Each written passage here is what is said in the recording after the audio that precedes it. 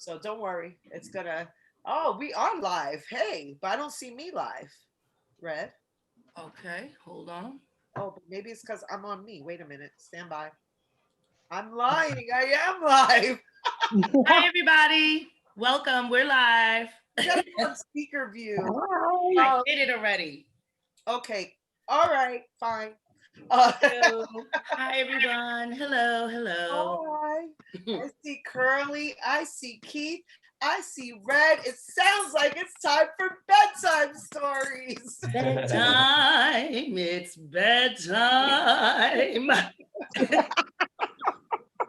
Well, I'll as you get people somebody may to have produce this one. noticed, we're in a fun, playful mood tonight. And well, first let's welcome our guest. Yes. Welcome. Right? Welcome, guests. Tonight we're happy to have Dat Gurl Curly Who? and Mr. Porterhouse Music himself, Keith Porter. Thank you.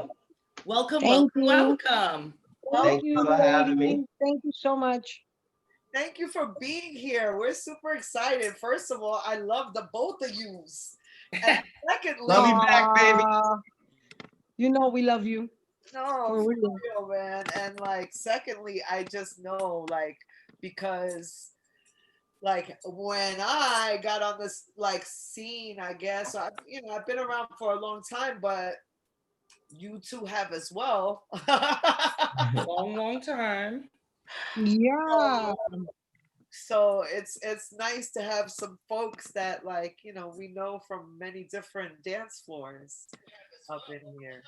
Um, so thank you both for joining us. Like seriously, I'm super happy to have you. I know Rhett is excited as well. Yeah. Just getting myself together up here. Yeah, we um so the first thing that we always start with here on bedtime stories is like we know who you are. Red and I know you.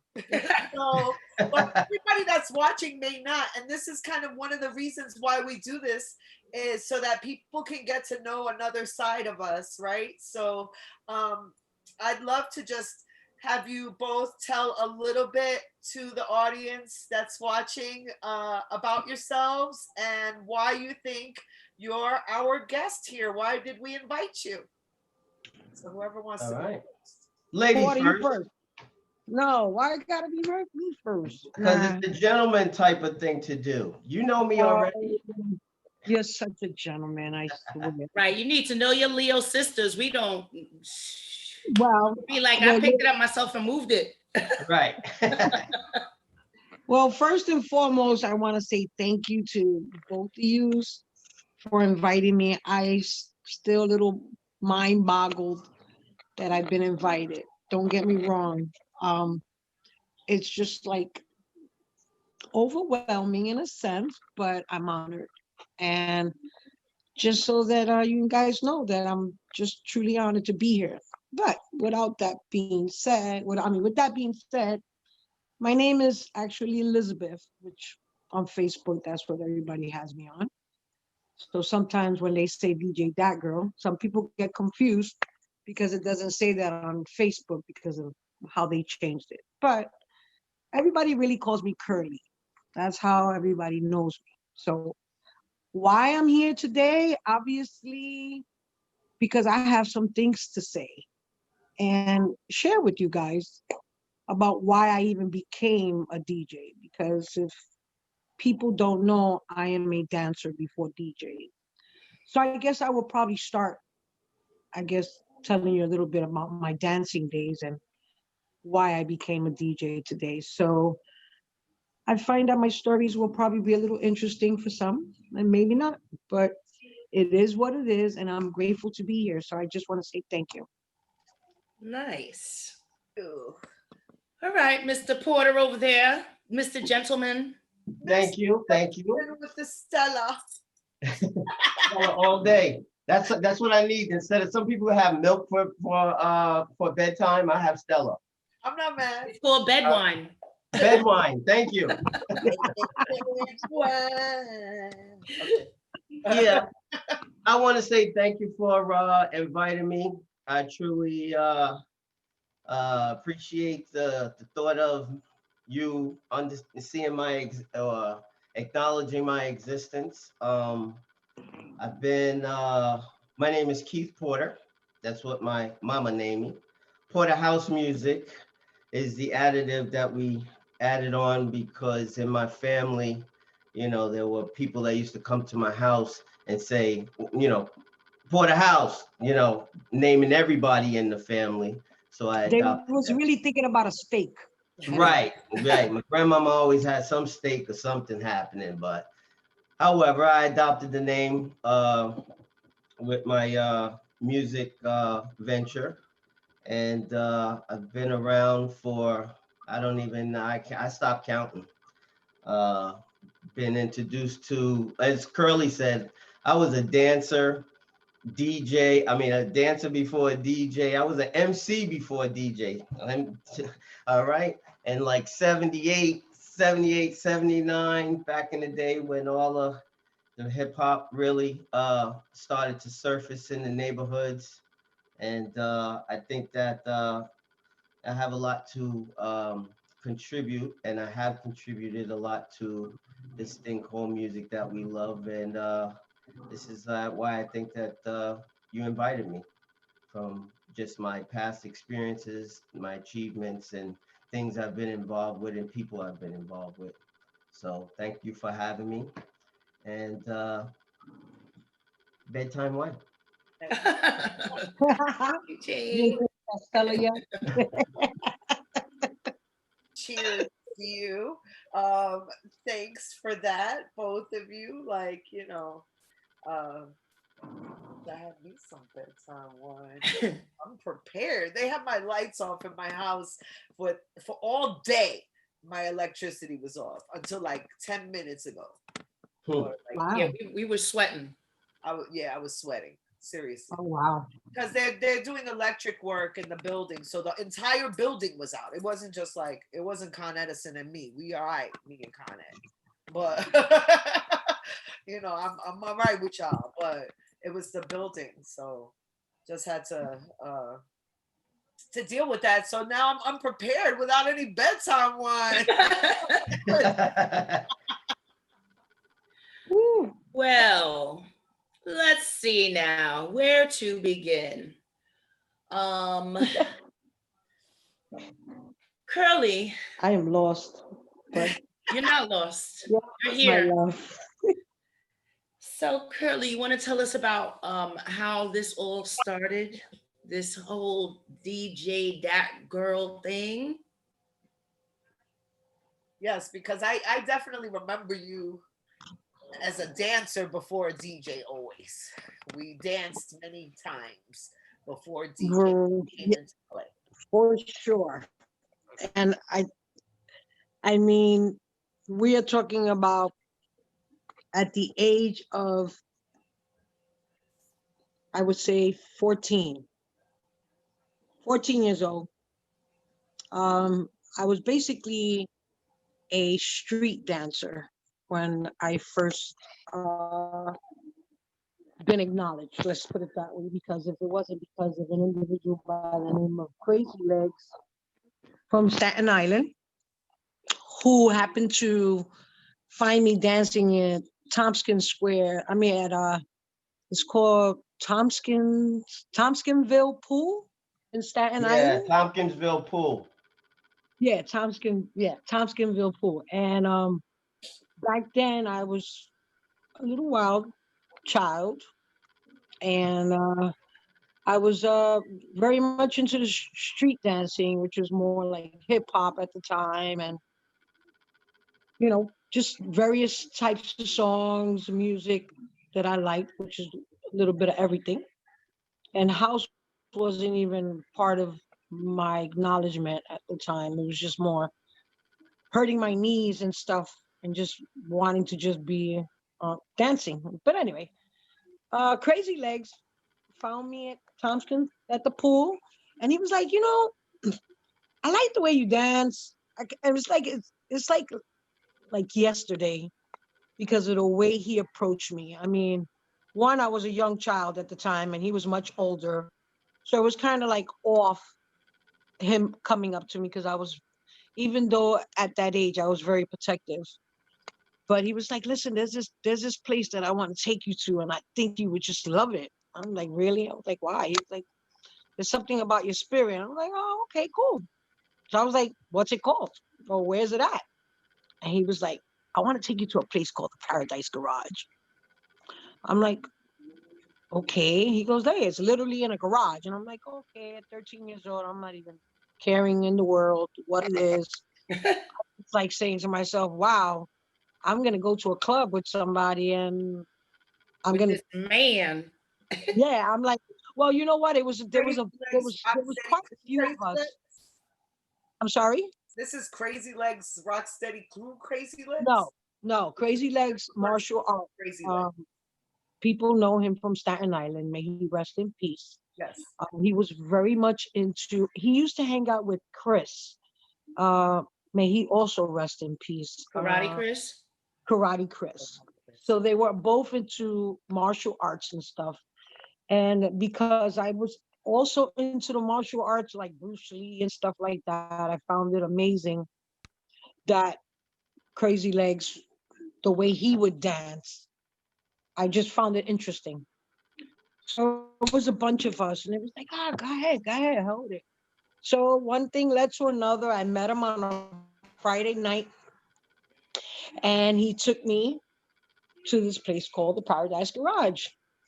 And I can remember vividly how we got to the front of the building. And of course, he had to talk to a couple of people because one, I was I'm basically a tomboy. I had really short hair, and you really couldn't tell. So whoever he spoke to, he was able to get me into the building. So sure enough, I'm walking up the ramp. I will never forget the bass and everything, and just looking around and just looking at the line because there was more men than women. So I was like, what am I getting myself into? But as I got closer to the door, and I can remember, is it all over my face?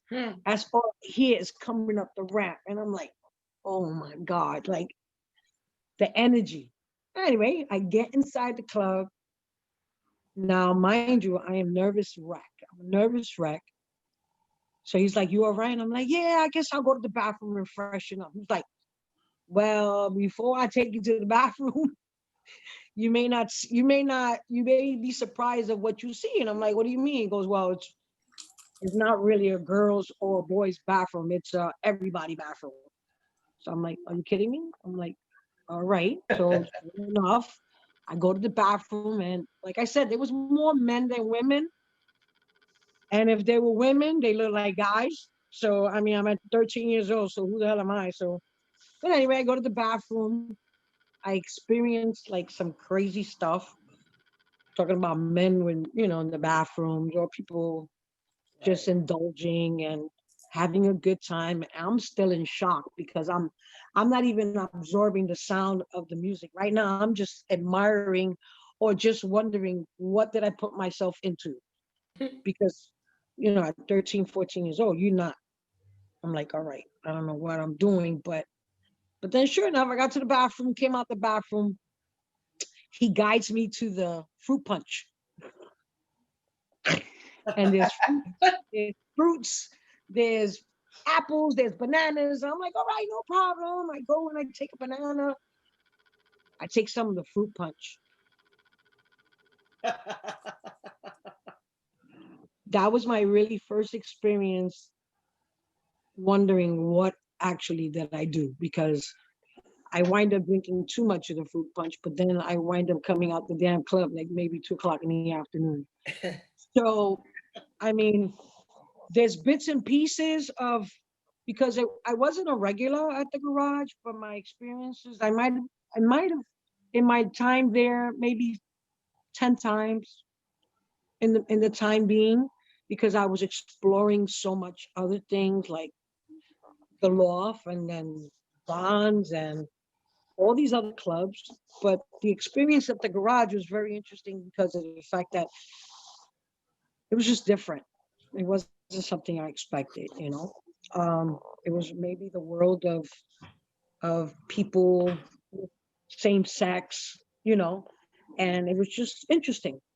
And but what I found most intriguing was that I was welcomed with open arms. Mhm. Nobody gave me no lip or why you here or you know. Once I started to dance on the dance floor, it was just there you go, it's all yours. But that's where it really started.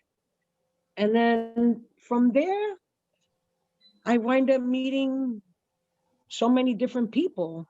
You know, that's when Kenny Carpenter, Ted Patterson, I mean, Raul, uh, all these clubs that I was able to get into because of it wasn't because I got there, it's because it's not what you know, it's who you know. And back then you had to know somebody to get into these clubs. So it just was a like a word of mouth, like this girl could dance and she's gonna go in there and just do her thing, you know. And that's exactly how it went. I mean, from one door to the other, it was just Mhm. I wound up flowing into the dance floors. But that's how it pretty much started. Okay, that's an origin story. Mhm. Yes. Yes. Yes, that Very. goes along with the question that I usually ask, which is like, what is the thing that turned you out, right? So that's definitely like the thing that I guess turned you out was like, yo, this is gonna be a part of me now. I'm here. Oh my God, I'm open, right? I Um, mean, my mom, she's here with me, and if her memory was intact, she would tell you the stories. I mean, I used to sneak out of my house. I used to tape up the locks so I could learn how to open and close the locks so that I can go to a club. I mean, if my brother or it was listening right now, he'll jump in and say, "Yeah, she's not lying." I would find any way possible to go outside to go to a club, and meanwhile, my mother be up 5 o'clock in the morning waiting for me, like ready to beat my behind. But no, those were the you're not doing this again. oh, and I kept doing it. I really kept doing it. But I must have got it from somebody. So I believe my mom was the one who read because my mom loves music. So Well, yeah. Curly froze on us, so I want to know, No, Curly's not frozen on my um, end. unless I'm frozen. Keith. Nope, she's good over here. Oh, okay. So Keith, why don't you tell us your Your origin story. yeah, what turned you out? What made you say, okay, that's it. I found my tribe. Uh, it's my story is totally different. I mean, not that much different, but at the end result, the music is actually what turned us all out. And I, like I said earlier, I mean, as a shorty, 10, 11 years old. I'm born and raised in New York City, lived in every borough. And somehow, besides the fact that my father, my mother, and especially my uncle, they were it were music connoisseurs. My uncle was a music connoisseur. There was always music in my house, and uh, from that, it just was like a natural habit. So growing up, when this whole hip hop started after or in the midst of the disco era or ending disco era, going to club or whatever, it just happened that everywhere I lived in New York, whether it was I'm from Brooklyn, Brownsville, Brooklyn, uh, Brownsville Projects. I lived in the Bronx, lived in Manhattan, lived in Staten Island, and every I'm a product of the projects. Just to let you know, all right, and I hold that strong, you know. But everybody, it seems like everybody in the building was a DJ. It just was these guys. They were all older than me, and I just was fascinated about music, mixing, technology. Well, at that point, it was technology, but not as advanced now. But mixers, amplifiers, speakers. How loud can it be? Watching people move to it. Um, that is something that just really, fascinated me from day one. And um, I've always been a watcher, watching the DJs in the parks, and these guys come, they set up the equipment, what kind of speakers they had. Some had stuff that they bought. Some people had stuff that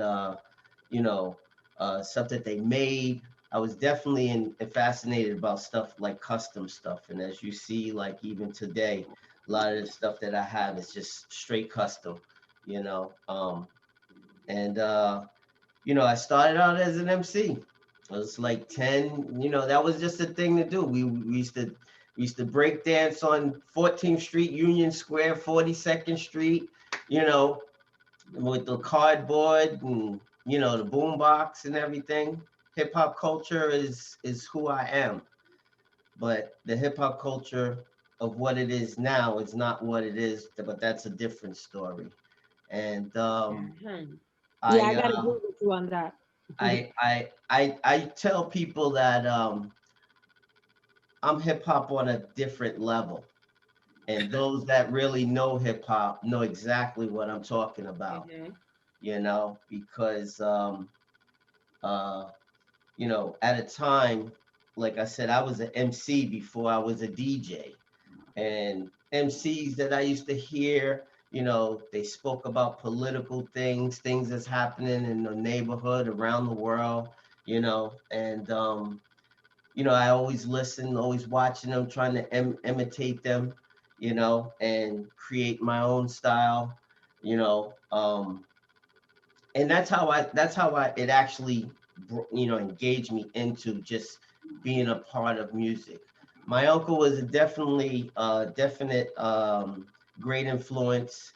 He was a jazz collector, hi-fi audio um, enthusiast, stuff that I've never even seen anybody ever have before, and reel to reels, cutting tape, and doing all the editing and the technical stuff, which me personally, I've always been good with my hands, and probably this is why I became a, a structural engineer in my adult life, and dealing with construction and things like that. But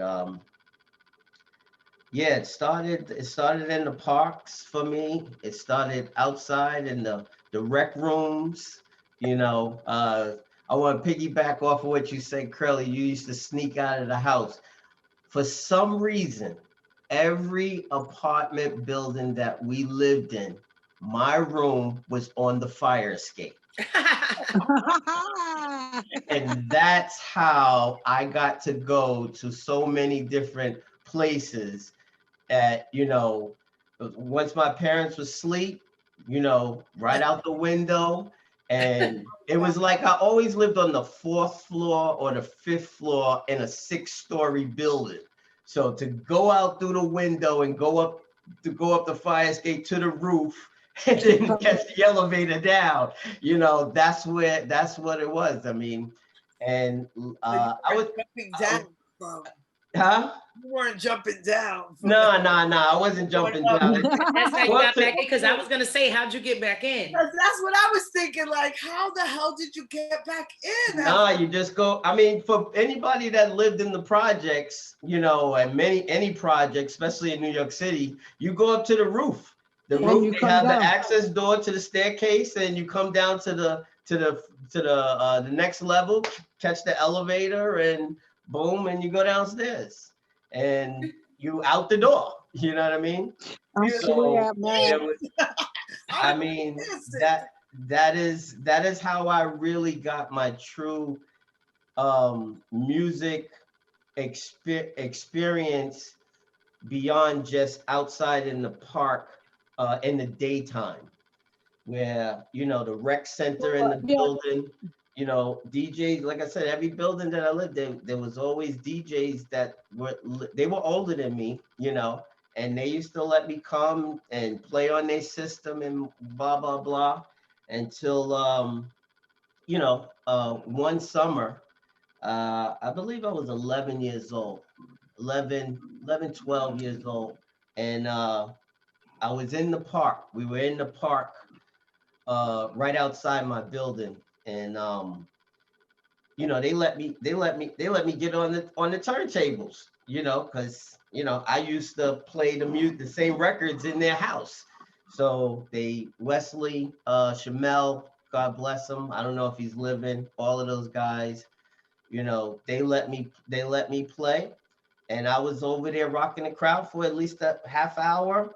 And they was pumping me up, DJ Shorty. That was my first original name, DJ Shorty.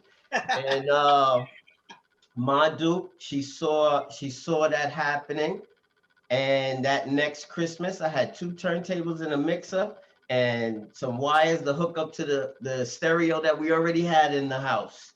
And from there, it was just you know, all my other friends. We That's just what we did. Anybody that grew up in that beginning age of hip hop culture, riding on the trains. I did all of that. Riding on train, ride on the buses, you know.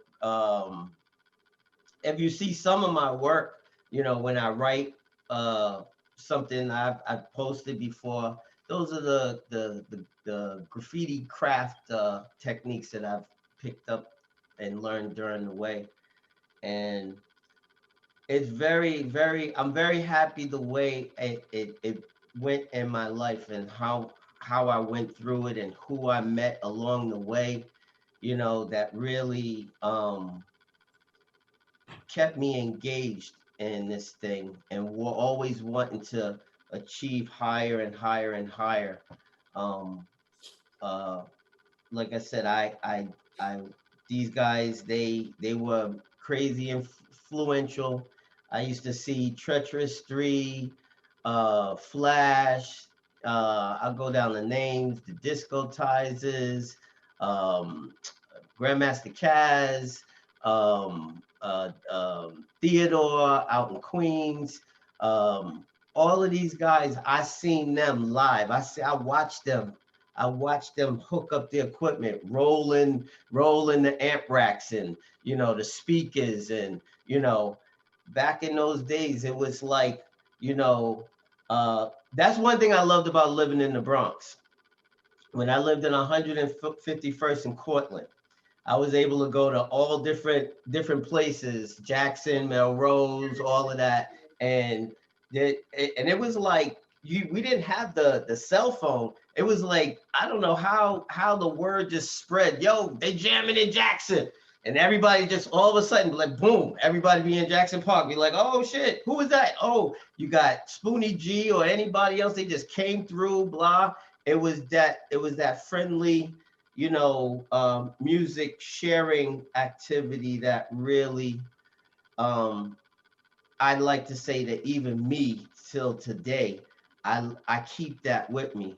And that's one thing that, you know, anybody, I mean, you guys know me or anybody that see my work, I'm always sharing. A lot of people don't share. And, you know, you can't take it with you, you know, Right. can't take it with you. And so from there, you know, breakdancing, you know, DJing, creating electronics, trading equipment with my other friends and stuff like that. You know, that's what really got me started. And later on in life, you know, I went to school, you know, did the school thing. I didn't put all my eggs in one basket, which my mother told me. Don't ever put all your eggs in your basket. Music, you're going to be able to do this for the rest of your life with your eyes closed. And just as a case in point, as we are right now in a Yep. pandemic, a lot of my friends that went pro DJ and, you know, they they left the country, they, you know, whatever they did, now they're struggling. I'm fortunate, me, I'm still getting a paycheck every week, you know what I mean? And I still have music, and I'm still able to engage it in the ways that I want to be. Nobody really wants to be controlled by somebody that, they don't know what they're doing, and you got to be that the go-to person and don't get paid for, all the information and stuff that, you know, they they need to know. If that's the case, I should have your job. You might as well just give me your paycheck. You know what I mean? But I've been around a lot, been different clubs, choice. I never been to the garage. I can honestly say that. I wasn't in the state of New York when the ending of the garage. I know many stories of it. That's funny.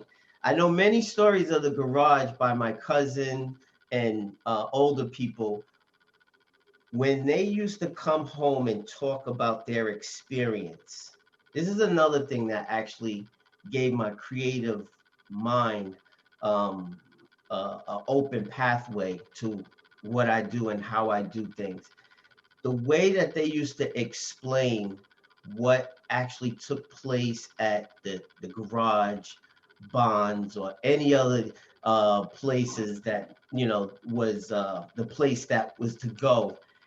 I used to envision myself there and how I would project, even when they talked about how the speakers was over in this corner or that or whatever. I just took that into my creative thoughts and built around that and created that, or tried to create that atmosphere in my mind. So whenever I did something, that is kind of like the template that I would do, or try to get or achieve. And then when I actually went to these places and really saw it, how they did it, you know, or how things were set up, the the lights, the ball, where the speaker positions were, you know, that is what really gravitated me all the way in. And there's nothing like it, and I would change nothing about it, nothing in the world about it. And that's what I love about this, beyond the just the music, but the technical aspect, to making things happen. I'm an engineer by nature. I mean, it's something that just guided me to become an engineer, and I use my professional expertise um, to making you know DJ hobby, slash sometimes profit, but that's what I've been doing. I worked in different record stores, Vinyl Mania, Charlie Groupon welcomed me in. Um, I was there when Pal Joey made Earth People. Oh, Nice. Yeah, we worked together. Then I also worked at 8 Ball Records with Carlos Sanchez. He was my boss, and you know, moving right along. That's what I involved myself with. And one thing I always want to say, and I was telling this to a lot. I can't remember exactly, but growing up, I was always watching. I was that little dude that would come to the gym and sit and stand right there by the little rope that they would have tied off, and just sit there and just watch how Flash, how he did whatever. He turned around, came back around, and slid the slider, all of that, yeah, everything. Even the dancers, when I see them out there, when I see, rock steady, all of them, I'm sitting there like this, just watching you. So, and I encourage the young DJs now. I can't remember who it was, but never stop watching, because you never stop learning. I don't know everything, and some people may say, oh, Keefe thinks he knows everything. No, I don't know everything. I just experienced a lot, and I have a lot to say. And I think that that's why you guys actually um, invited me here, because you actually see my work, I and like I it. want to say thank you. Well, Well, on that note, speaking of people watching, someone watching, Shayla Ray, aka Miss Val. Hey Val.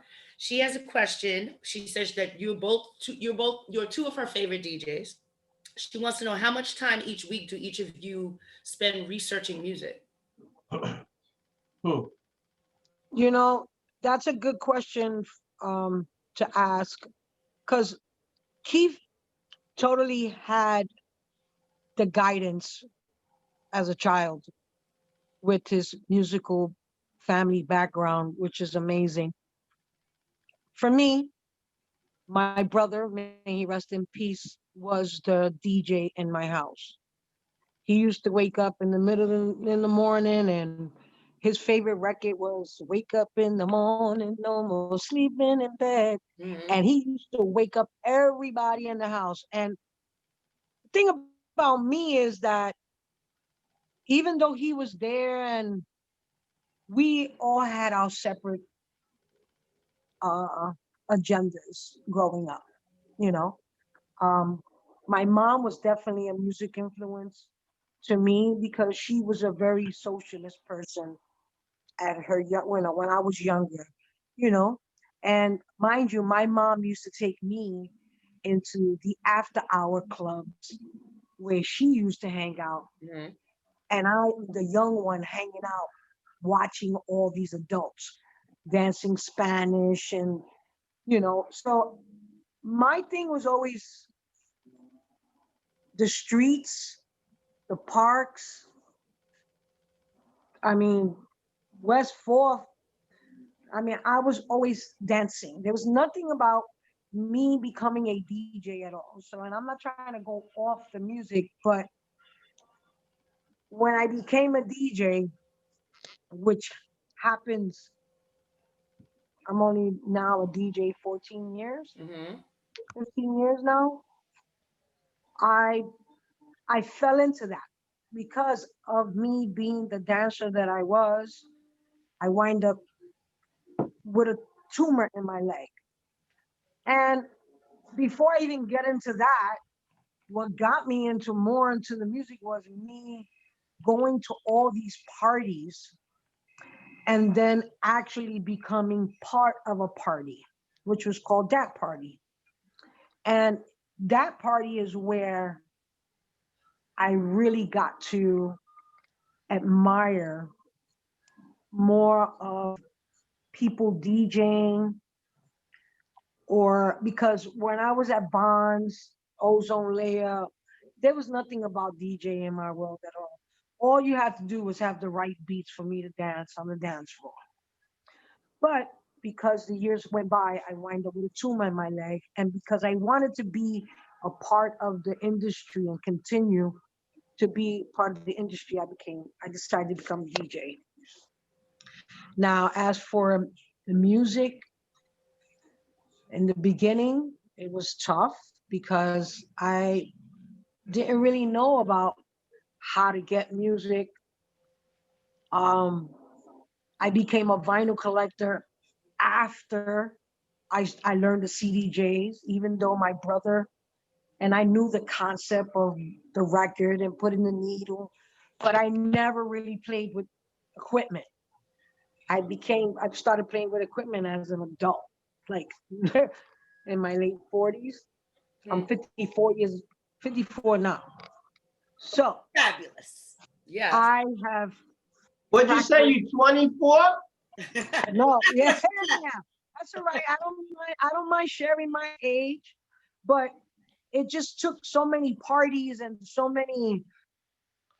I mean, learning and seeing Tony Humphreys. I mean, there's people that I've watched because I've admired how they kept me dancing. But when I became a DJ is when it really was the test of time because it wasn't expected of me. Even my brother was like, Are you really going to choose a hobby that's going to be expensive? Because that's an expensive hobby. That's the first thing my brother said. He goes, that is a very expensive hobby. However, it kept me sane. The music, my friends, like I said, I was a wanderer growing up. So I wind up creating family outside of the family, as we all, some of us and a lot of us do. Yes. Um, it's not like I was raised with aunts and uncles and my father. I didn't, no, it was my mom raising us for the best way she can. However, we all had our little journeys, and I chose to be out in the world. And so becoming the DJ and being guided by so many individuals, I realized how much I enjoy playing music. But it wasn't something that was in my mind, because if I can still dance the way I used to dance, I will probably still be dancing and not worried about records and songs. And I mean, to the point where I can admit that I don't know all the songs, the names of the song. Why? Because I wasn't worried about the name of the song. I was worried about the beat that was coming out the speakers and making sure that I was in sync with whatever I was doing until I became a DJ. And now that I got records, I pull out records. I'm like, oh, I know this record. I danced to that record. I just didn't know it was the name of that record. So with the, I would have to say I have about 8,000 records now in my Mhm. collection that I'm still learning. And I've come to learn even by Keith Porter. There's so many people. I mean, I can go down the line. I mean, especially hands on. I mean, I got to give it to Ace House Nation, Elvin Reyes, Chino 3. I mean, I can go down Keith Porter, that has given me like the one on one details of what to do, what to expect, to the point where I learned how to build my own speakers. Um, I mean, it's, I don't know. I don't even know how I got to this point, but I still find it fascinating that I put a lot of practice in it. But when it comes to finding music, it's either fell in my lap in the beginning, which I call my track fairies, and people who actually guided me in listening to certain types of songs and what was going to be my way of expressing. Because I believe that in the beginning I was a wreck. I was a wreck, but I have to say that there are so many teachers that I have learned. Louis Vega, like I said, Tony Humphreys, Kenny Carpenter. These DJs have inspired me to play music the way I play today. Um, and I've gotten knocked down by individuals about how I play. And I've always been lifted and said, you know what, keep doing what you're doing, enjoy what you do, and be free, Fuck them. because, If they don't like what you playing, tell them to go to another fucking club. but you know what? It's a guiding. I I love the fact that people have pinched me and told me, don't do this, don't do that. And sometimes I was wondering if it was because they didn't want me to do it because I was doing such a good job, or they were trying to tell me don't really do it because it's not the way to do it. And of course, with time, you learn that. Yeah, you know Because the difference. You right, know. you from day one. I mean, even with people's like, oh shit, Curly wants to now be a DJ. I'm like, half the people don't even know I can't dance the way I do. So if there's a way of me trying to be a part of the scene one way or another, then allow me to express myself the best way I can. And the way that you want to. So That too. it doesn't matter Um, what they say. you know, but I learned even when I've gotten to play in different places, I used to try to do my homework on the area that I was going into. Let's just say, let me just give Baltimore. Let me say Baltimore. And in Baltimore, they have a different flavor of music. Everywhere you go, there's a different flavor of music. I mean, it's the same thing, but some may go faster than others. Some are slower than others. Some is techno or whatever. And there's certain. But anyway, I would. They invited me to come and play in Baltimore, and I decided to find music that they like in Baltimore, which was something that I was I learned not to do anymore. Because when I was hired to go play the music, it was because of the way I played my music, Right. or the type of music. So sometimes you doing homework on what another place likes is not everything. Because when they hire you, it's because they hire you because of the music you like to play, not because Exactly. you want to find what they like because they have a local DJ to do that for them. But you learn as you go. You really learn as you go. And I'm just grateful that I've like Keith Porter. He said he's an observer. He's been an observer since childhood. I'm the observer now. Now I absorb everything. I see things. I try to do hands on.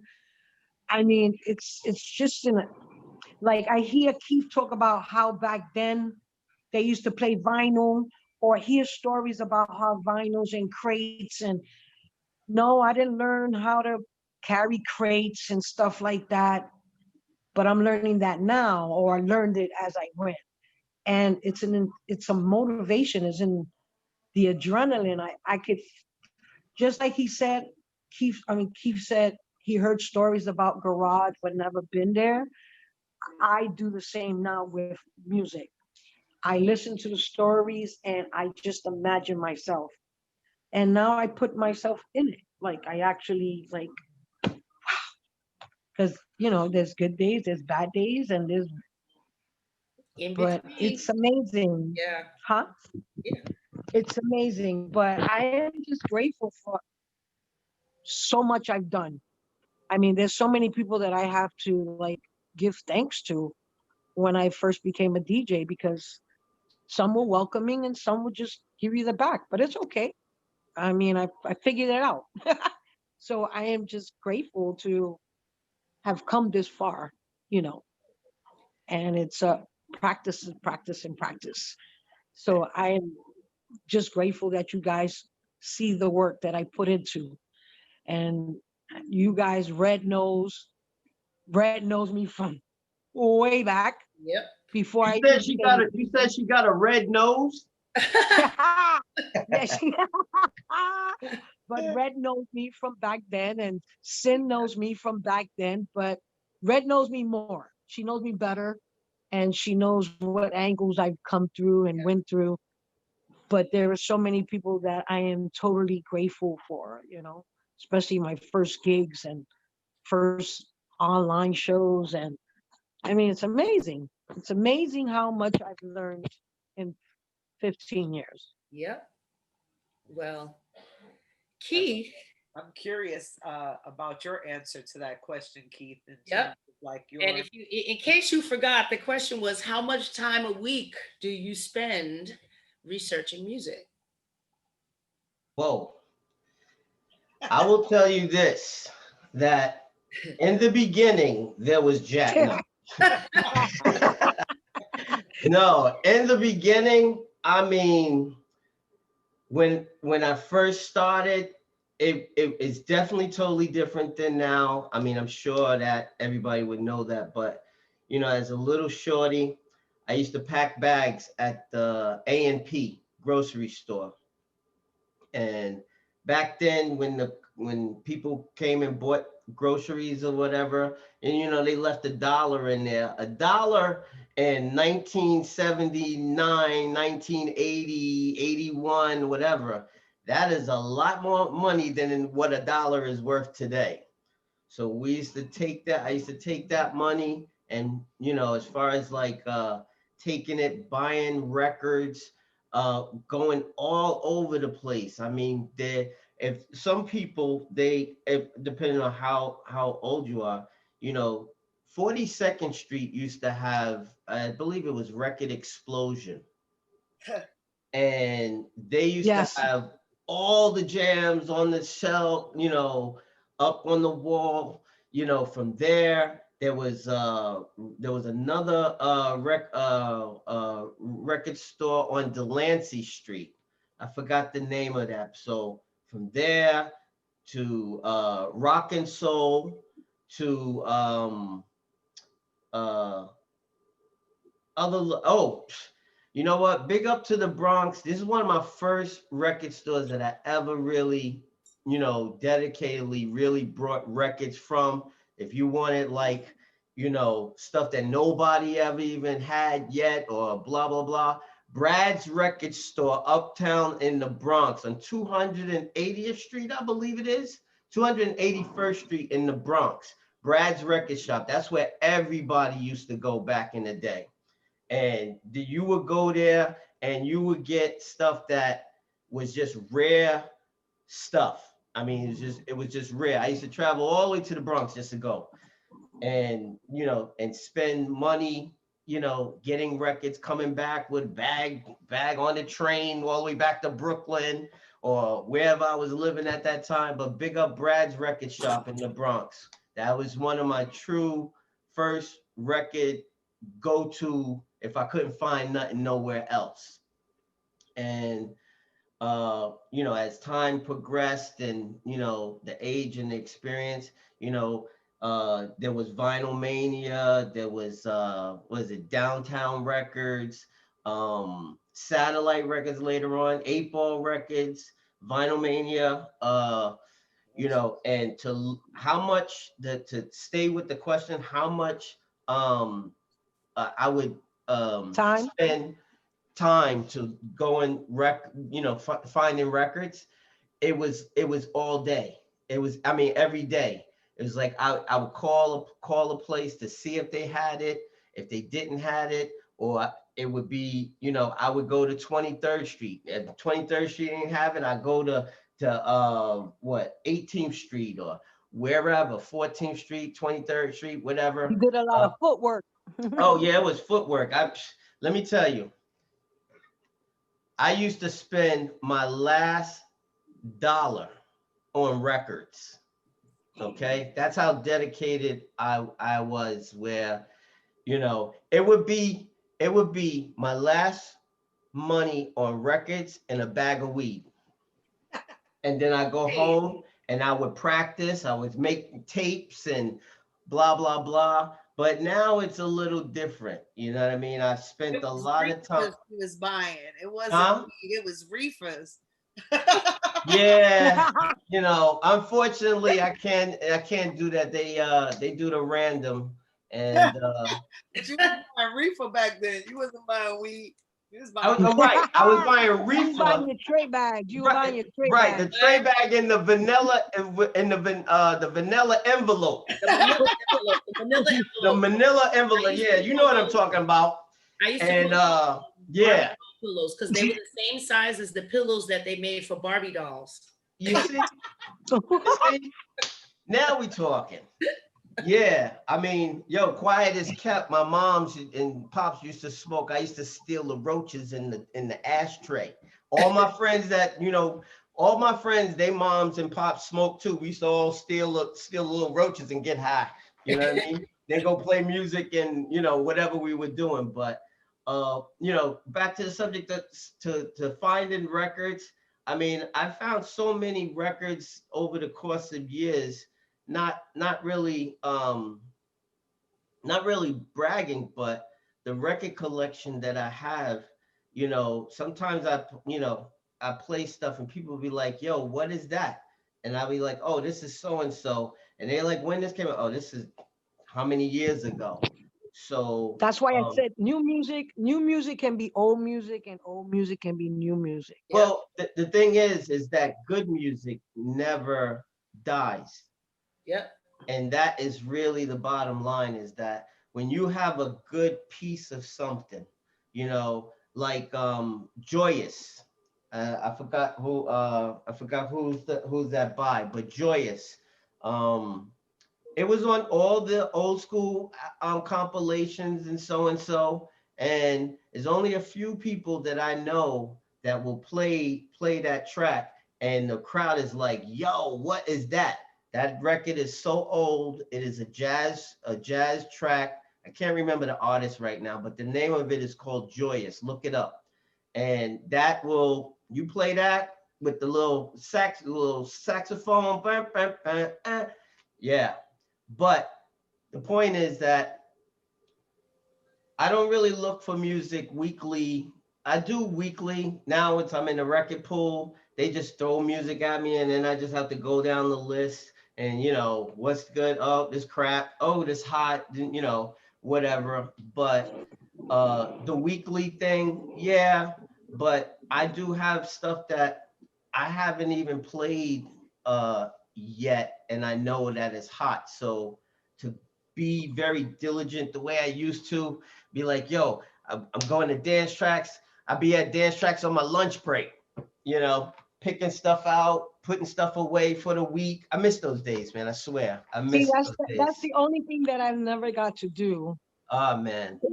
with going to. I learned that, like I said, I learned that as I started to play records, and even with that, I wind up. Everything just all happened so quickly. I have to admit that once I guess I was so eager to wanting to know or learn so much that I wind up buying my first 21 cases of records that I'll never forget that I invited DJ Dave, Chino 3, Elvin Reyes, um, Ace. There was quite a few guys in my house when I first got all these records, and it was like, Curly, you're crazy. But they helped me. They helped me because, I mean, Chino and Elvin, they're like freaking record encyclopedias. All I have to do was go to, oh, this is disco, this is that, this is that. And I had no clue what the hell I was getting myself into. However, it was it was my wanting to learn what I have. And I'm still going through my records to know what I have because I've collected so many records. So I don't find myself too much on Traxsource or Beatport. I mean, I have a, like I said, in the beginning, it was like, here, Curly. And just like it wasn't a record pool, but it was a record pool for me. It was like, here's music, and I would go through it and find This stuff I like and that kind of thing. don't like, you know. But I wouldn't, I can't really say that I've spent a lot of time digging online or something, but at home I would find like stuff. And like Keith said, he was like, yo, what's that record? I was like, it's this record right here, but it's hard to find, because a lot of records are not being made anymore, or you can't find them, and you got to dig for them. And I'm still learning. I mean, Today, I'm still we're learning. all we're I will be the first to say that no matter how I may come off on this interview, that with all this abundance of information that may seem to some people cocky or well, again, Like you're the I shit. yeah, like I'm the shit. It's just You're the that shit. you never stop learning. You never stop learning.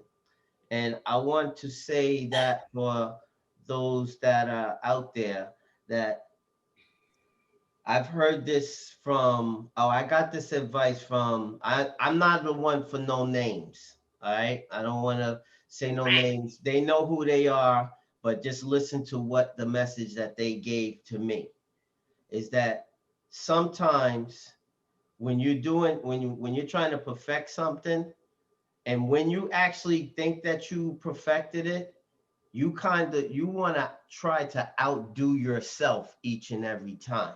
Mhm. And that is something that a That is a fact. perfectionist just does, and that's something that other people who think that the person that moves like that think they this or they, they're really jealous of what you do that they cannot do. And the reason I want to put this on record, with that being said, is that and with conjunction of me always watching people, whether you a newbie or you a old school person, I'm always watching. And I always watch. Anytime I saw Larry Levan, Tony Humphries, all these people, like how you say Curly, right? I've always watched him. Even Kim Lightfoot, I don't care. It doesn't matter. That's my boy. I know him, blah. Yeah, I dance to everything. But the fact that I'm watching him and I'm constantly learning. We never stop learning. And that's what the real key here is. And the reason why that you see that I fucked with some people is because they not sitting still. And that's the reason why I'm putting this on record, is why I fuck with you, Curly, because you started out as a dancer. I knew you as a dancer. You started DJing. I've heard people say, oh, Curly thinks she gonna DJ right now. Yeah, all right. Well, you know what? Let's see what she does. And what you've done, Curly, is that you never stop moving. And I see that you never let nobody, detour you away from your passion and what you want to do in life. Because what you do in life is going to satisfy you, not others. If whatever you do in life that satisfy you and others enjoy it, they'll be at your event or your next party. Okay. So that's my piece on that part. Thank But you. as far as moving, records, now I have so many it's files now, you know what I mean? And 8,000, I stopped counting. I got like four different people. I inherited four different people's record collection throughout my time. And I'm looking, I'm looking through that stuff still, to find stuff to play. And something that was always taught to me, as far as like being a DJ or effective DJ. I like to say effective because anybody could DJ and play. We could put money in a jukebox and the jukebox will play. But when you're an effective DJ, you make people move, you know.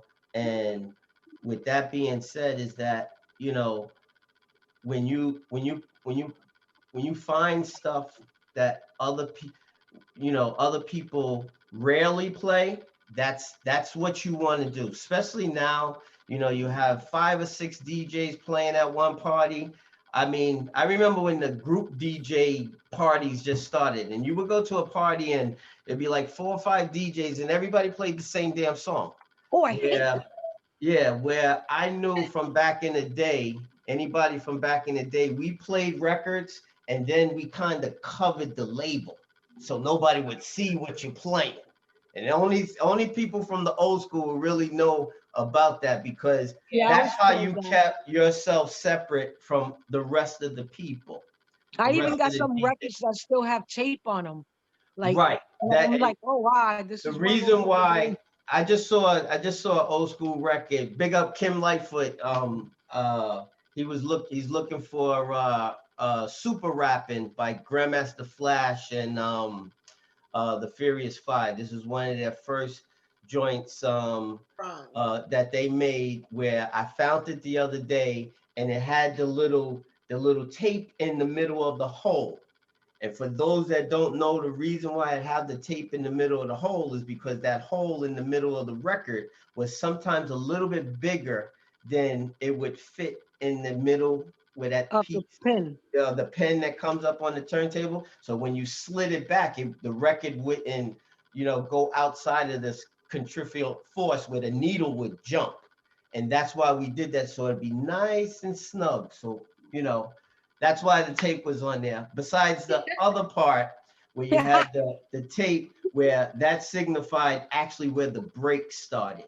So as the Oh record went yeah. around, you know exactly where that part was, where the jigga jigga jigga or whatever it was. So that's just old school from growing up. However, But the music, I mean, the music has changed so much. Like I said, I grew up with the hip hop culture. We MC'd off of any tempo, any tempo. I remember we was in the studio and the cat was saying, "Oh, I can't rap off of that. That's that I can't." What do you mean you can't rap off of that? You either MC or you a rapper. Who are you? You an MC or you a rapper? If you're a rapper, you could be bought. If you're a microphone conductor or controller, you take command on whatever song that's playing, and you speak on from the heart and from the dome that makes people move and shake. This is a thing that I said earlier about good music. Good music is a good, it comes from a good artist. And that is where that is unconditional. You can never Change that. change that. You know what I mean? Like I'll just say uh Marvin Gaye, and just picking anybody, you know, Inner City Blues. You play that today, it sounds like it came out yesterday. Right. And don't let you play a edit or John Morales edit or a Tom Moulton edit that was very rare, and people like you know, because the We still do it instrument, today. We still yeah, doing it. because the instrumentation and the production of it actually, you know, it was Emphasize that. music was in a different frequency back then. They changed the frequency now. That's why you have all this nonsense now. It's like anybody with clear Subliminal sense, messages. You know, yeah, anybody with clear sense can't really listen to that, you know, for too long. But I so gotta, I do my weekly to, you know, go back to the question. I do my weekly searching for stuff. I listen to other people, you know, and you know, I don't try to ask them every track that they play, because one thing I know as a DJ, you know, just because you got the same track that I have, you're not gonna play it the you same. ain't gonna play it the same way I'm gonna play it. And people That's a fact. ingredients don't have mean have actually you know, experienced that. Well, why they not dancing the way I play it? Because you know, it's the same thing. It's like it's not what you say, it's how you say it. It's not what you do, it's how you do it.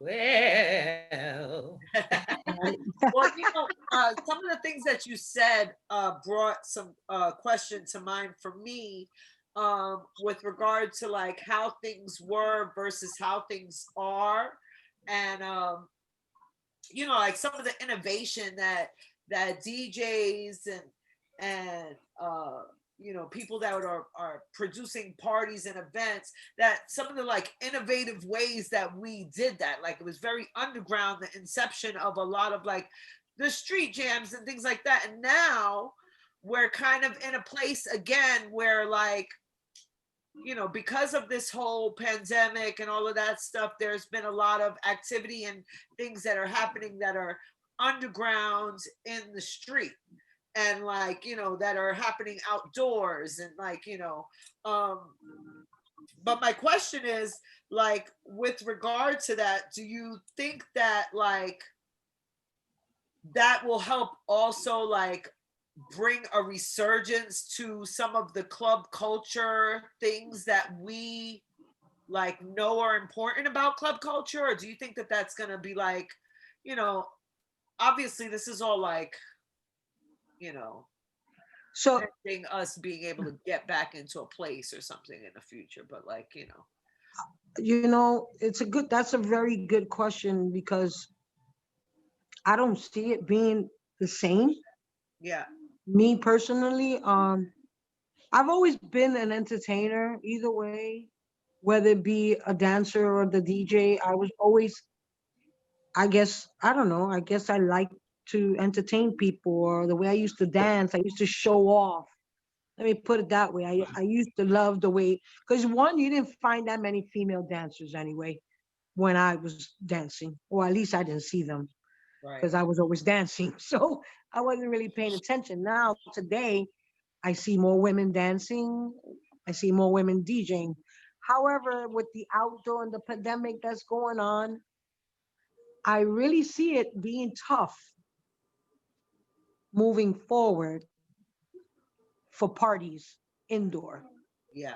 Yep. Um, it's just now a safety thing that's technically on our minds, you know, Yeah. for self, for others. I mean, That's I'm true. only speaking for me because I've gone through, you know, my quadruple bypass surgery. I've had a tumor in my leg. I had my appendix pulled. I've had a lot of stuff happen to me in the years of trying to be it at a club or being the DJ. But I guess I don't see it happening as the way it used to be. I personally don't see it that way. Especially that I throw parties and I like the outdoor events. I don't know. I Yeah. just don't see it. I I really don't. I Not it won't be the same the way it used to be. Not uh, unless you ID'd or marked that you safe and how you gonna get in the club or I I mean mean, even that, I feel like there's it's something but that it's at least it's from my hard to know. experience, the way people got into clubs and the way I got into a club is it's not what you know, it's who you know or who you paying to get in. Yeah. But even with that, you're not going to be able to. It's not going to be the same. It's just not going to be the same. Yeah. I want to say that uh just like I said previously, I mean throughout my I was at I'm 53 now, 53 and what is that 50? Look, I can't even count. 43 years, 43 years or 42 years, just experiencing the music. And like I said a few minutes ago, is that I've seen the music change like 4 times throughout my life. And Okay. this is another change, but maybe it's not directly for the mute. Well, yes and no for the music, but just for the direction of where we going to dance at next. Um, it's going to be different, but it definitely is going to be different, and it's going to take Or a minute. smaller. There's going to be smaller crowds. It's not going to Well, be as full. well, let me just say this. It's going to be different, and I want to put on the record for everybody that's been out, doing things during the pandemic, and Porterhouse Music is MIA. I just want to be safe, and I want you to be safe, and I don't want to go to an event where normally we are a very passionate people. I want to definitely say this for the record. We are definitely passionate people. When I see Red, I see Cynthia, Curly, we give a hug, kiss, blah. We're really close. Yeah. And now that we have to be apart, I don't want to give off that, uncomfortable feeling when I see somebody that, I really, you know, love or care about, and now we can't really touch. Yeah, You know that's what I mean? Or somebody's scared, or they scared to touch somebody. You know what I mean? Yeah. So I just keep my circle very, very smaller now. Sometimes I'm in the house for 3 or 4 days and I won't go out Right. until I need to go out. You know what I mean? And that's just because of the nature and the severity of these people. They don't have this shit under control. I know we all want to go and party and we want to be out there and everything. I want to go out and shit. I just spent what, 6 grand before over the last winter to come out with some better shit, that I had last year. If you thought what sounded good last year, I got something else that's better now. You know what I mean? Or improved. And now what is it doing? It's just sitting. And that's what it's doing. And until the next time, it's going to be an explosion when it does happen. I must say that. There are going to be, I believe, I thought about this not too long ago. When this is all over, right? The parties is going to be so off the hook. It's going to go back to that time when in one night we used to hit about 3, 4 parties, and they all was slamming and they all was packed. Anybody that remember that time, that's what I predict that's gonna happen, because everybody wants to come outside now. So imagine when they open up the doors full fledged. You're gonna have a party. You're gonna have like 2 or 3 parties on one block. You know what I mean? Where they all packed because everybody really wants to come outside. So I just wanted to make sure I made that statement for those that haven't seen me. Don't ever think that I got no love for you because you had an outside, a social distance. I'm not down with that shit. They asked me, did I want to, do my permits this summer? And if I did, I would have to police the people for social distancing. And I'm like, no, I just want to come outside. I want to play the music. I want to see my people, and I want to see my people happy, dancing, and having a good time. That's it. Hey, listen, Red, put on your mask. Don't you, girl? No, I didn't want to do all of that. So that's why, I chose to not be vigilant, during all of these things. Ray Hands, big up Ray Hands. He's doing the thing over there in the Barclays Center and that other place over, in the rural manufacturing area, the block party. Ray was wanting me to do that with him from the beginning, but when this pandemic thing happened, uh, you know, people, and then now he's got it going, and I'm really still not comfortable with just being around. I don't even want to go to the supermarket. Shit. You know what I mean? But I gotta, because I gotta go eat. But Eat and get your night wine. So, hold on, let me do let me do my shameless plug. Let me do my shameless plug. Wait, it's not time for shameless plugs yet. They're coming. They're coming. Yeah, Okay. So that's that. I just think that it is going to be it's definitely going to be different. Just like after 9/11, the whole club scene was different. After 9/11, the shelter down there on Canal Street, it just changed. You couldn't but even that do was it. a different that. But for me, that's a different change. We're talking about now something that's unknown. I don't think so. I don't think it's a different change. Change is change, because the reason why people didn't want to party nowhere downtown anymore, because it was the threat that something else could come right behind it. So that's Just why I like, feel. You know what? We weren't afraid of each other. And that's what I wanted to say to you, Keith. I totally agree with you. There have been some events, even Curly's had events that I've thought about attending. And there's been funk bunks pop-ups and other things that I see videos and people are like, no, it was, it was this, and people behave this way. But we all know a lot of people, and I don't want to spend time saying no to people. Like Keith said, we're passionate people. Our first reaction is to hug each other and to kiss each other, to touch each other in some form. And I just don't want to spend any time saying, don't do that. Because there are going to be people who do it. And I just don't want to feel like that. I don't want to feel the yeah, that's uncomfortableness of a doing different that. feeling. Even though the two changes on like different topic of discussion, but the fact that it's still a change that we went through, that there was still a fear in both changes, whether or not we were going to be attacked again, or whether or not we were going to contract the virus.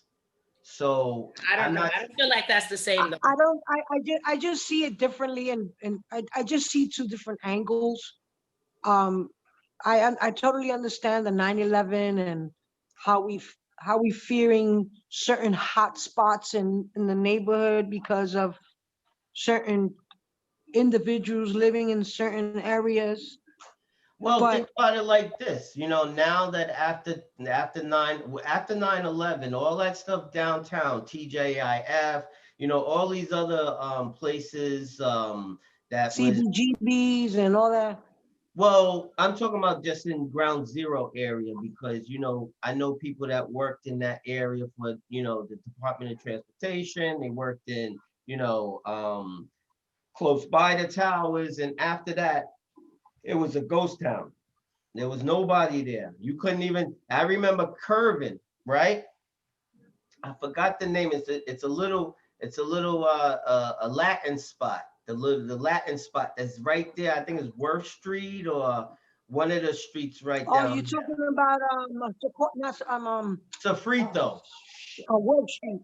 Is it What was the name? Sofrito where it had the little where it had the club down? It had the live entertainment upstairs, No, and so, then so, it had so the it's on 13th Street, I think. no no No, no on no Wall Street. no. This is Okay. right by City Hall over there. I Where remember. I just don't remember the name of the club. But right. yeah, So after 9/11, Curvin tried to do the party over there. Okay, and he had the space. They gave him free range, and people just did not want to go down there. They just did not go. They just didn't want to go down there after 9/11. I'm not saying that it's a total exactly the same thing, but it's just a change that happens in our environment. And now the outlook is how we're going to project that is going to be moving forward. That's all I'm saying. Right. yeah. But It's just going to be a totally different generation that's going to take over. Because technically the younger generations is what's going to take over because this pandemic has killed the history. A lot of history. A lot of history is gone. There are so many people that can no longer tell the story.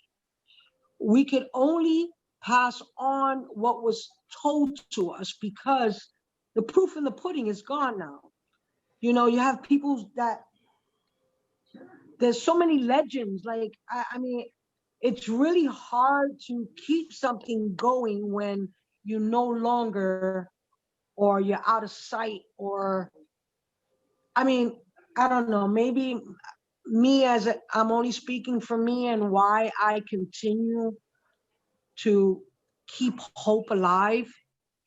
The best way I can is not perfect, but in the same token, there has to be some type of hope to know that we're going to make it through this.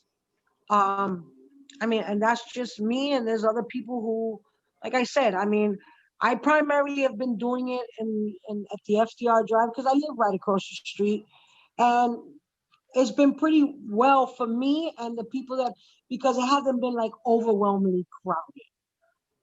Now I can understand how you feel about the Barclay Center or even these closed off streets. If there's too packed, I'm still going through some of that anxiety. I don't know why, because I throw my social gatherings in my own backyard, but I don't feel closed out or closed in, at least at the FDR Drive. I go to other Because you're places. not, because you're literally not closed in. Some people choose to do it other ways, and it's a little bit more daring. And Right, and that's the put it part like where that. I'm not that Put it like daring. I that. mean, I'm literally not. I haven't even gone to any of the Barclay Center parties yet, and not that I don't want to. It's just I'm here with my mom. I mean, even the bar. What was the other one that they were doing in Brooklyn over in Bedford Like Stuyvesant? prospect or like No, the one that they started. I forgot their brother's What, the name. black party? The yeah, It that was on Thursday that they used to do it from 7 o'clock. It's uh-huh.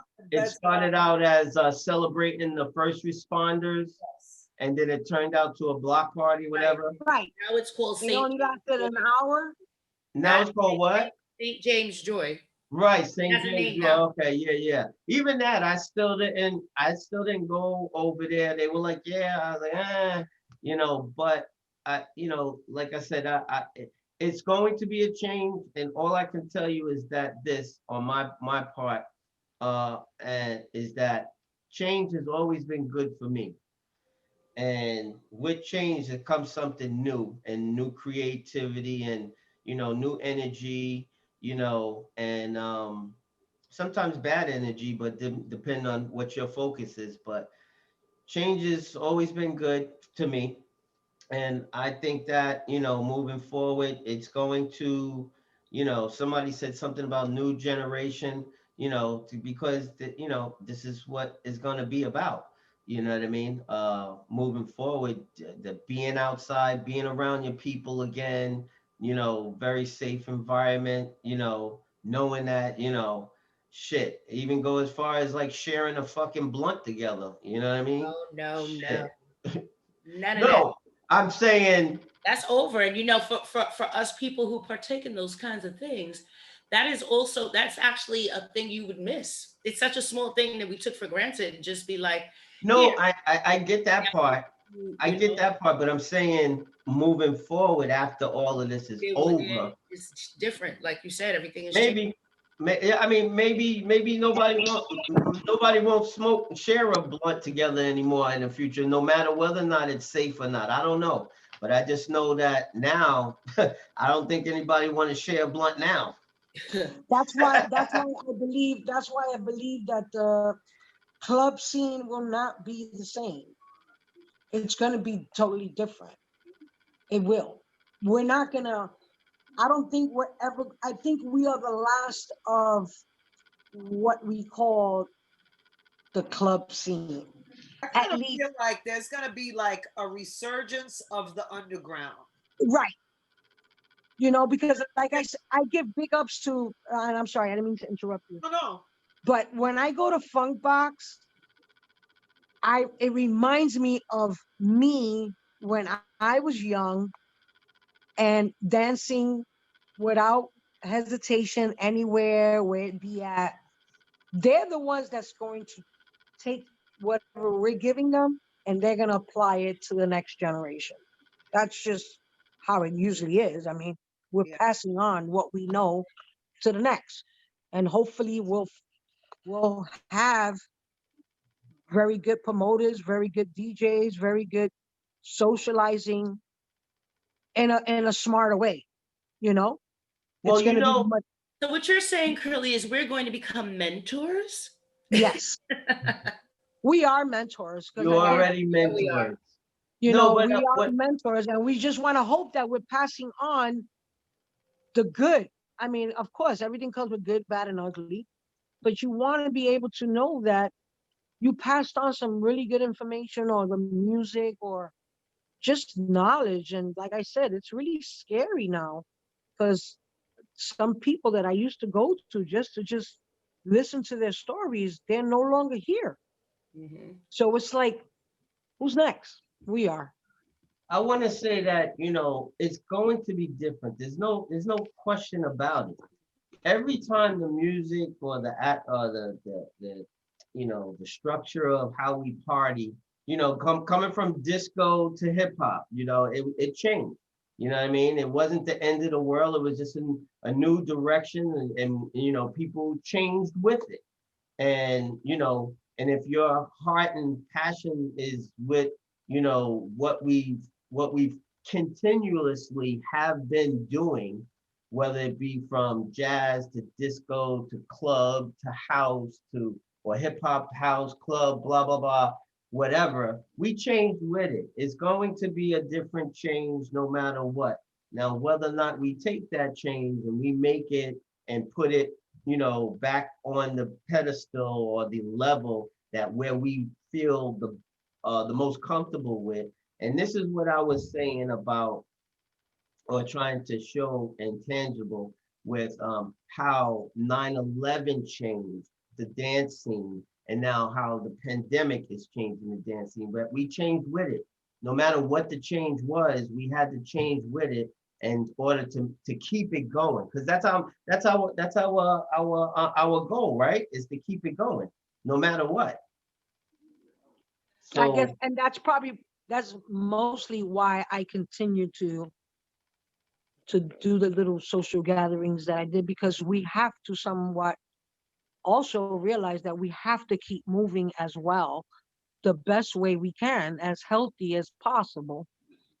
well, But big up to all the people that that's doing it, and they're actually being that like how I said the you know piggyback off of that. It's just that the fact that I don't want to have to like be like, oh, ooh, I never did that. I knew you for fucking 20 years. Now all of a sudden I Are shit, see. I'm more like, should Cindy and them know I go like this? I'm gonna give you elbow. Hello, how are you? I I mean keep it moving. I mean, it is that's what what it we gotta is. do. That's what we gotta do. But it's just like, I guess I'm not ready to, adopt Yeah.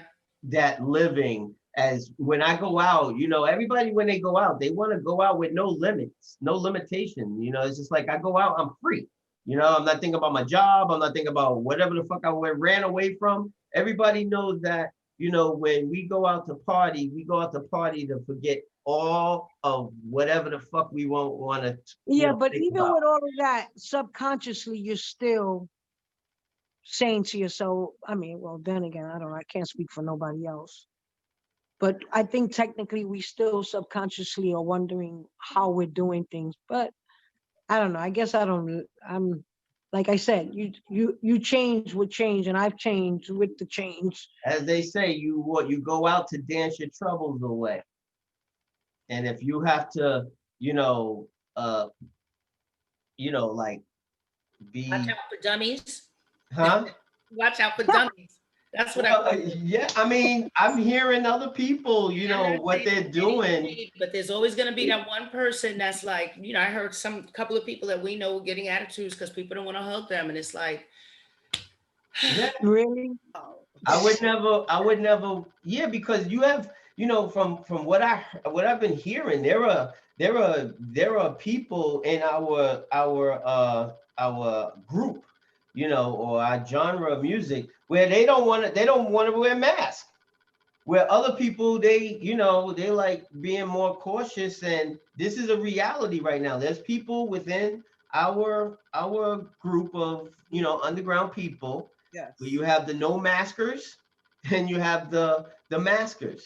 So, and like how you said, how could you really get mad if nobody wants to be that Close to you. close to you, knowing that this is out there. You might as well try to say that you got the corona, and then now you beat it. Now you want to have fucking campaigns all fucking around the fucking Well, that country and and that's shit. that's what's happening. A lot of people that have it or had it are now feeling they can't get it anymore, Yeah, which but is not at the cool. end of the day, it's about like respecting each other enough to say, this is your choice and your preference. And guess what? I'm going to respect you enough to not put To you in a stand position away. to have to fucking deal with my choices. You could, I'm going to respect you and your choices the same way that I expect you to respect mine. Like, and I don't, that really gets me upset when I hear about people that are like mad because of somebody not want to hug them. Are you bugging? You don't know their circumstances. You don't know anything about like why they make that choice. yep. Right. So how dare you? Like on the real, you know what I mean? But you can't just disqualify. There are people that do have that fucking audacity. You know what I'm saying? And they could be somebody that you probably knew for whatever amount of time, and Long then time. now they just come out. And You usually know, that's the case, actually, which is the worst part of it. Yep. I mean, hey, you know what? To That's the each his case. own. Like the person that you know the most, that you be like, "Are you fucking kidding me?" Yes, I That know. Leave me to. and they're the closest to you. Yeah, I mean, I mean, hey, don't get me wrong. As a dancer, I'm kind of glad that nobody could be near me 6 feet because now I can dance. Because as a dancer, I could not stand the fact there was people hovering over me because I couldn't do what I really wanted to do. that just So means with that we needed bigger spaces. That's all. well, that too, but with the pandemic, now you're forced to be 6 feet, 10 feet away from me, and now I can really dance and not be bothered about kicking somebody in the face while I did a handstand, you know. But there's advantages to it, and then there's definitely not an advantage. But I don't know. I guess I just want to just keep hope alive that we can still do things together respectfully. Yeah. And We gotta keep I hope. just, One thing I want to huh? also I said one thing I also want to put on the record that that my thought and seeing how, like you said, it's going to be changed. So it's going to be a change. Just no, depending on how you look at the change. Where I'm looking at the change now, where you know um, our group of house music people, we've been always, well, we used to have big clubs. Then as the different changes happened, we actually went down in size of venues, for say. And where I think that now, moving forward, when we come out of this and um we accept this new change or whatever, I believe there's going to be more opportunity with spaces than it was before. You think? Yeah, No, because I don't think so. Over that 25%. I feel like I think that it's going to be even more of a the struggle. reason why I say that is because spaces, they were cut for people, how many people you can have, this, that, and the third. So now either those people, they either lost the business, somebody is gonna pick it up. This is the change that I'm talking about, where now you got somebody else. I'm just saying, for instance, now you got somebody else that owns the tunnel now, because the owner who owned it before, they went out of business and bankrupt and blah blah blah, whatever the situation. There is a financial change that's happening as well. People are losing their Well, jobs, that's people are that losing that's a their given. businesses, and they are, they lose, the apartments, things like that. This is where, even in the um the market crash in 2008, right? Those that lost their houses, lost their 401ks and all of this stuff, other people capitalized off of that. When Of and this is what I'm that's saying. what they This, say. Someone's well, yeah, loss is somebody it's else's treasure. it's economics 101. You buy low, sell high. The demand is high right now. Well, or the demand will be high now, and the prices is gonna be high.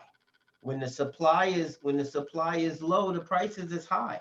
That's economics 101. And we have to realize that this is an economic society, and that's how we actually revolve, moving forward. So that I place mean, that you saw, that place that you saw that was sitting over there, it was just a space. Now the owner, he can't capitalize off it no more. He's gonna lower his stakes. And then somebody gonna come by, and it's gonna be a new opportunity, which is that change we're talking about. And this is what I see. well, that is a fact because that comes with the territory. However, I personally don't see a full club anymore where everybody is booming and having. No, I see, yes, a nice club with a certain amount of people, and yeah, maybe those certain, but the vibe definitely not going to be the same. It's definitely not, to me. If anything, I see people more in hibernation through the winter and coming out during the spring all the way right back to the winter, because the outdoor thing is going to be everybody's real comfort zone, because Thing. people can walk away and not be bothered by anybody and be forced to walk through or across the room. That's me. Because as a dancer, I don't think I would. I'd rather be outdoors where I can see you from afar and still hear the music. But Well, that's if just you me. live in That's a my pl- opinion. if you live in a place like Miami and it's always hot out, I mean, the venue is pretty much outdoors, or outdoor indoor, and just thinking about that's what you just said. I said that God willing, I'm gonna retire soon, and I'm going to take some money, and I'm gonna invest, right? And obviously I'm gonna invest into my musical self and the things that I like. And one thing that I forget who it was that I was listening to, but moving forward, any investment that involves public occupancy, you will have to keep in mind in case of the next pandemic. Because if I decide to say, hey, I venture into another club again. By the way, Caviar Studio, that was my baby, y'all. I want to tell you, actually, I had a question from the Right. chat. I have a question too about Caviar Studio. Caviar Studios. But wait, let me just finish the statement. Is that my next venture, if I did the same thing and I owned a club, you know, and a restaurant, whatever case may be, because that's where I really want to go, you know, and be my own independent person and, you know, blah, blah, blah, till I die, whatever. But the thought was, and whoever it was I was listening to, you want to keep that in mind, because there are some places, depending on the demographics of where they are right now. They had some places like New York, it was just inside. You know, we don't live, there's a very densely populated area where, you know, now we just got to wait till they tell us we can come back, you know, we can have this amount of people. But places like, you know, Atlanta, South Carolina, even Texas, and all these places where 10 months out of the year, you know, pretty much they have, you know, they have outdoor places. This is how their club is an outdoor place. So they might have got damage to the amount of people that they can have in there, but they still was in business. So that was just my thought, my thought process But on, that's what you that's what know. I'm trying to tell you. Everything is outdoor. That's the whole thing. It's outdoor. That's not the problem, because that's where you're gonna see most of the people at now, at outdoor events, not indoor events. Yeah, but You're what I not was gonna see them saying, indoor. is that depending on where your demographic is, I can't hear Curly now. Right. Oh, Oh, you can't hear me? We can hear you. We can hear you. This was a moment. Right. It happened. Okay. We're going to move along. Yes. We're going to move along. It's getting a little late, and I have one question for you, Keith. I need you to give me the short version, but someone that we mentioned had posted this almost an hour ago, Yes. and his name is Kim Lightfoot. And Kim Lightfoot wanted to know, how did the concept of Caviar Studios come to be? So And actually, Be Polite asked us the same question in my chat here about hold on, 40 minutes something is right, who's got their volume turned up? I can't hear you guys, are like fuzzy, like a buzz or something. Okay, why don't we ask the question? Try this. I don't know. I don't know what happened. It's just like you sound like muggy. I heard part of the question, and then Cynthia started to add on to it. I didn't get it all. Can you hear it now? I hear you, but it's like crazy. Like Look at your screen. Unmute yourself. unmute. How about that? Better? No, it's you guys. That's sounding. We sound fine to each other though. You guys sound like Can you- aliens. What? Y'all hear me clear? I sound like an alien. I said, do you guys hear me clear? So it's something on his part. Yeah, So we're not going to worry about that too much then. we're not. What we are going to do is move on. Firstly, I want to say, before we move on, thank you to everybody who has taken some time to donate or to contribute, you know, a tip to either Red or myself. I really want to just say thank you to that, because it really does help us with regard to helping keeping this stream going. The other thing that I would like to say is that if you haven't donated, donate now. I can hear you guys clear now. Just to let you know. The stream's not free. Just let you know. yeah, we got bills to pay. We got bills to keep it going. But we ain't got no jobs. And and we appreciate the donations. Really, that's really why I wanted to say that, is that we appreciate any amount of money that you've given so far to us. Like, it really does help. Thank you, and thank you, and thank you. Um, I can hear you guys loud and clear now. all right. So the So we're going question. to ask you that final question, Keith. And the question was, it came from a guy named Kim Lightfoot. And Kim Lightfoot, and apparently be polite, wanted Yes. to know. And I need the short version of your answer, please.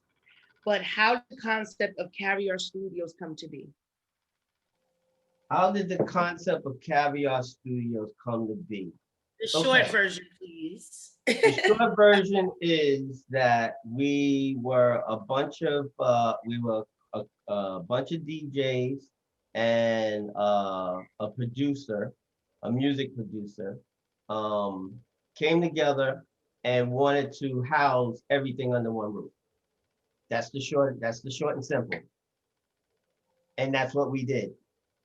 Thank you. Thank you for that. I like that. I have a last question for Curly, because I know that you have, aside from DJing, aside from dancing, you also make all this fly stuff. T-shirts and clothes and pins and jewelry and all this other stuff that you do. And Can you tell us pasteles. about that? Oh, my pasteles. And pasteles and coquito and You know, I don't, you know, I don't know where it comes from. All I know is that I just like doing multiple things. I think I have multiple personalities because I get questioned all the time, like, how do I do it? I don't know how I do it, but I just find a way of expressing myself, or I don't know. I just enjoy doing crazy stuff, You're an artist. But before we disconnect, then I want to put down for the record to both you and Red for having me, as well as mentioning so many names. There's so many names that I can go down the list. But real quick, I just want to say thank you to Soulgasm, Roots, Melting Pot, Arts Garage, Lincoln Park, Dancing My Ass Off. I mean, I can go down the list of people who have given me the opportunity to play and express myself as the sounds of a dancer so that people can be fully aware. I'm a dancer before DJ, and how I express myself is really more for the dancers. But I just want to say thank you. I mean, you guys know who you are, but trust and believe I appreciate each and every one of you for giving me the opportunity, especially Keith Porter, who's giving me hands on electrical stuff. And so I just want to just say thank you, because it we don't do this by ourselves. We can never get anywhere by ourselves. We need each other. Yep. So I just want to say thank you, because we've come a long way. And thank God that we are here today to do this and to express ourselves. But from the bottom of my heart, thank you so much. And I hope to continue to enlighten you guys the best way I can. Thanks, Curly. And look, Curly, we've come so far. Look at us. We're on TV. I know, right? Latina Soul said your new name is Curly Express. Thank you, though. I do want to just give us an opportunity before we end this, for you to tell folks what you have. Time. I know. What do you have coming up? Because I know that, so we know Porterhouse Music is on a hiatus, but there may be something that you want people to check out. Or, if there's anything that you want to mention right now. Go for it. Well, you know what? We have been doing this, you and I, of course. We have been doing the social gatherings amongst the people who really want to participate, and has been doing a really great job and keeping us safe. So on Halloween, which is October 31st, we are having a Halloween party in the park. And there's no real flyer out there because a lot of it is word of mouth. But it's myself, the Sounds of a Dancer, along with House Hut, Recurring Mike and Jason, including Mr. Tony Touch with Fun Fox. So we're going to have a very interesting Halloween party, which will be starting at 2 o'clock at the FDR Drive, and I will be having a tent with a warming center, and we're gonna make the best of this. And that is the only thing that I have on my calendar left. Other than that, I'm looking to hibernate for the rest of the winter. But anything goes right now with Mother Nature and the weather. As long as the weather's good so far, we are just out there trying to make the best of it. So, if you guys are available, it would be very great. And then we're looking for any type of donations, decorations, anything that can possibly assist with this little Halloween party that probably won't be a little Halloween party, but I'm looking forward to it. And I'm looking, it's amazing how we can get together and collaborate and do things because, at the end of the day, we only have each other. So let's just continue to play it safe and, do the best that we can. That's all I really have to say. But thank you, thank you, and thank you. Yeah. Thank you, Girly. And Keith, you have your shameless plug time. Oh, I just want to say I'm not really in hiatus, just in person, but I'm still doing things. Oh, I have Making something else to music. share. You got I'm working on a like few as two EPs that's supposed to come out soon. I don't want to say the date and just like jinx it, but we got some good work that we've been putting in the studio. And the other thing is that being that I am physically hiatus, my shameless plug is I'm doing the mix show every Saturday night from 12 to sometimes it goes to like 4 or 5 o'clock in the morning, Yes, son.